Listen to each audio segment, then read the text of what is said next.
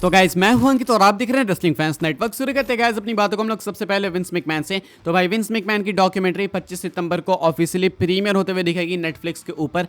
Poster मैं आपको already दिखा चुका हूं एंड अभी आज जो है भाई कुछ मिनट्स पहले ऑफिशियल ट्रेलर भी निकल के सामने आ चुका है। आई गेस ये पहला ट्रेलर होगा और भी कुछ ट्रेलर्स निकल के सामने आएंगे समय के साथ में, लेकिन पहले ट्रेलर की बात करते हैं, इसको रिव्यू करते हैं। अगर आपको देखना है तो ट्विटर पर चले जाओ, नेटफ्लिक्स के अकाउंट पर आपको ट्रेलर मिल जाएगा, आप जाके देख सकते हो। अब भाई ट्रेलर के स्टार्टिंग में देख के लगता है कि शायद ये लोग डॉक्यूमेंट्री के अंदर ऐसा दिखाने वाले हैं कि विंस मैकमैन एक बैड गाय हैं, ऐसा लोगों को लगता है, लेकिन उनकी एक रियल इमेज है जो कि छुपी हुई है एंड लोग उसे देख नहीं पा रहे हैं। विंस मैकमैन ये भी कहते हैं कि आप लोग बैड विंस मैकमैन को जानते हो, बैड गाय विंस मैकमैन को जानते हो, लेकिन शायद रियल विंस मैकमैन को आपने कभी जाना ही नहीं। ये सुनने के बाद मुझे लगा कि भाई अब ये डॉक्यूमेंट्री डूबने वाली है। जब लोग देखेंगे कि ये वाइट वॉश कर रहे हैं इमेज, तो देन लोग भड़केंगे एंड पक्का उस पर आउटरेज होगा। हालांकि फिर आगे जाके ये लोग स्कैंडल के भी बारे में बात करते हैं, हालांकि उसमें ज़्यादा इन डेप्थ ट्रेलर में तो नहीं गए। मतलब एक मैं समझ सकता हूं कि डॉक्यूमेंट्री में एक फेज आएगा जहां पे हमें ये देखने को मिलेगा कि विंस मैकमैन कितने भयंकर मैसिव वाले लेजेंड है, इन्होंने क्या से क्या कर दिया डब्ल्यूडब्ल्यूई के साथ, मतलब कितना बनाया है डब्ल्यूडब्ल्यूई को,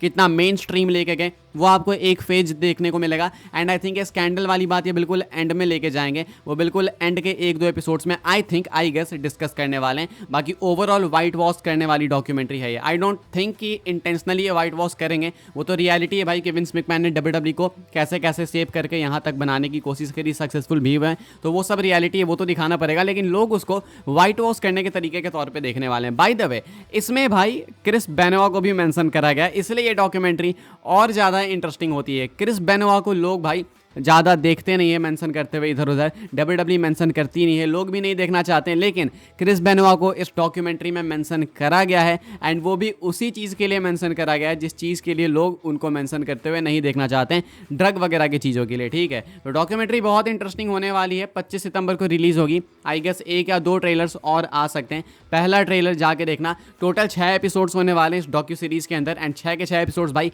एक एक घंटे के होने वाले हैं, यानी कि 6 घंटे का सिनेमा आपको मिलेगा नेटफ्लिक्स पे 25 सितंबर को। क्या सोचते हो इसके बारे में, कमेंट करके बताना जरूर से। ये है विंस मैकमैन के ट्रेलर का बिल्कुल एक छोटा सा ब्रीफ रिव्यू। आगे बढ़ते हैं गाइस, बात करते हैं अगली स्टोरी के बारे में जो कि ड्रू मैकइंटायर को लेके। तो भाई क्रिस वैन वेलेट के पॉडकास्ट पे आए थे मैकइंटायर, मैंने आपको बताया कि अब यहाँ से बहुत सारी न्यूज़ वगैरह निकल के सामने आएगी, तो हमेशा की तरह सबसे ही पूछा जाता है, तो ड्रू मैकइंटायर से भी पूछा गया कि आप क्या सोचते हो करंट अभी वाली डब्ल्यूडब्ल्यूई के बारे में, ट्रिपल एच के कंट्रोल के अंदर ये जो डब्ल्यूडब्ल्यूई है उसके बारे में आप क्या कहना चाहोगे। तो कहते हैं कि देखो मैं इसको सिंपली डिफाइन करना चाहूँगा, बस इतना बोलूँगा कि ट्रिपल एच आपको मौका देते हैं कि आप खुद के कैरेक्टर को जानो। अब ये अगर मैं सिंपली आपको बताऊं तो यहाँ पे लॉन्ग टर्म स्टोरी लाइन की बात कर रहे हैं, जितना ज़्यादा आप एक स्टोरी के अंदर टाइम दोगे उतना ज़्यादा आप स्टोरी को पहचानोगे, खुद को जानोगे, खुद के कैरेक्टर को पहचानोगे। तो वही कहते हैं मैकइंटायर कि काफ़ी ज़्यादा मौका देते हैं ट्रिपल एच एंड आपको ये अपॉर्चुनिटी देंगे कि आप स्टोरी को लंबे टाइम तक कंटिन्यू करो। अगर आप में हल्का सा भी पोटेंशियल है तो आपको ये मौका पक्का मिलेगा एंड उसके बाद आप देन अपने कैरेक्टर में घुस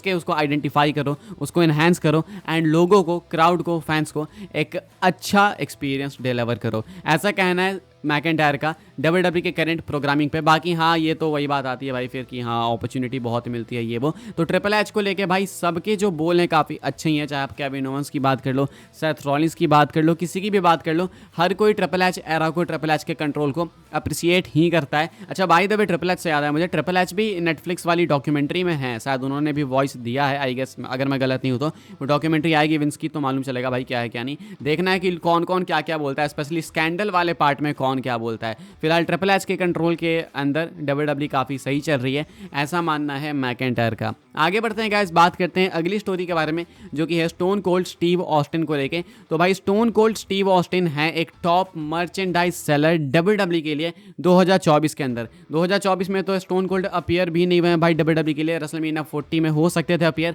लेकिन बाद में प्लान्स चेंज हो गए, इनको टाइम नहीं मिला। लेकिन अब भाई स्टोन कोल्ड को लेके अपडेट है, आप देख सकते होगे। Stone Cold Steve Austin has been a top 10 merchandise seller for WWE in 2024 thus far. अभी तक ऑलमोस्ट ये 2024 खत्म हो ही गया भाई, 3 महीने बाकी, अक्टूबर, नवंबर, दिसंबर, एंड अभी तक टॉप 10 में बरकरार हैं stone Cold Steve Austin. Mention करना चाहूँगा मैं इस चीज़ को, एक भी बार अपीयर नहीं हुए इस साल, कुछ बहुत मैसिव भी नहीं हुआ स्टोन कोल्ड को लेके। रेसलमेनिया 40 में आते तो समझ आता कि हाँ भाई मेन इवेंट के अंदर आए, रॉक के साथ फेस ऑफ हुआ तब इतना कुछ हुआ, लेकिन ऐसा कुछ हुआ ही नहीं है। इसके बावजूद स्टोन कोल्ड टॉप 10 में है। साल एंड होते होते देखना होगा भाई कि टॉप 10 में कौन होता है। मैं गेस कर सकता हूँ स्टोन कोल्ड होंगे, रॉक हो सकते हैं, रॉक श्योर नहीं हूँ मैं, मे भी हो सकते हैं। रोमन पक्का होंगे, जे उसो होंगे, कोडी रोड्स पक्का होंगे, CM पंक एंड मैकेंटायर भी आई गेस पक्का होने वाले हैं। अगले साल तो जॉन सीना होंगे। फिलहाल भाई स्टोन कोल्ड टॉप 10 में है, ऐसा कुछ बताना है तो ये बहुत मैसिव चीज़ है। इससे आपको मालूम चलता है कि लेजेंड्स को WWE लेजेंड्स वाली डील में क्यों रखती है। आगे बढ़ते हैं गाइस, बात करते हैं अगली स्टोरी के बारे में जो कि कोडी रोड्स एंड केविन ओवेंस को लेकर। तो भाई इससे पहले वाला जो स्मैकडाउन का एपिसोड हुआ बैश इन बर्लिन से पहले, जो गो होम शो था, उसकी वर्षप मैं आपको पहले बता चुका हूँ। अभी हम लोग बात करने वाले हैं मोस्ट व्यूड सेगमेंट के बारे में। तो Cody Rhodes and Kevin Owens segment peaked at 2.24 million viewers from last night SmackDown at Bash in Berlin, यानी कि बैश इन बर्लिन से पहले वाले स्मैकडाउन की बात हो रही है। तो स्मैकडाउन जो हुआ था बैश इन बर्लिन से पहले, उसमें जो कोडी वाला सेगमेंट था, कोडी के साथ केविन ओवेंस थे, इस सेगमेंट ने सबसे ज़्यादा ड्रॉ करा। इस सेगमेंट के लिए पीक व्यूअरशिप थी 2.24 मिलियंस की, एंड ये हाईएस्ट व्यूड सेगमेंट था स्मैकडाउन का। अब ये मेन स्टोरी थी भाई स्मैकडाउन में, तो ऐसा होना ही था ऑब्वियसली। बाकी ब्लड लाइन थी नहीं स्मैकडाउन में, ब्लड लाइन का एक बैक स्टेज प्रोमो था। अगर वो होते भी तो आई गेस कोडी and Kevin Owens he peak पे जाते हैं अपनी व्यूअरशिप के साथ में। तो ये लोग टॉप पे थे भाई पीक व्यूअरशिप के साथ में 2.24 मिलियंस के साथ में। अभी आगे आने वाले एपिसोड में देखना होगा क्या होता है। आगे बढ़ते हैं गाइस, हम लोग बात करते हैं अपनी नेक्स्ट एंड फाइनल स्टोरी के बारे में, जो कि है AJ ली को लेके। बुली रे भाई AJ ली के कमबैक के लिए एडवोकेट कर रहे हैं। क्या कहते हैं बस्टेड ओपन रेडियो में, वो मैं आपको बता दूं। कहते हैं AJ has not been around in a long time. AJ, a beloved female, beloved wrestler amongst the WWE universe, you bring AJ Lee back into the mix and the emotion will flood into this storyline like you would not believe। कहते हैं कि AJ Lee बहुत time से wrestling scene में नहीं है, specially WWE के अंदर। AJ Lee एक beloved फीमेल रेसलर हैं, लोग बहुत पसंद करते हैं, WWE यूनिवर्स के अंदर काफ़ी क्रेज़ है इनका।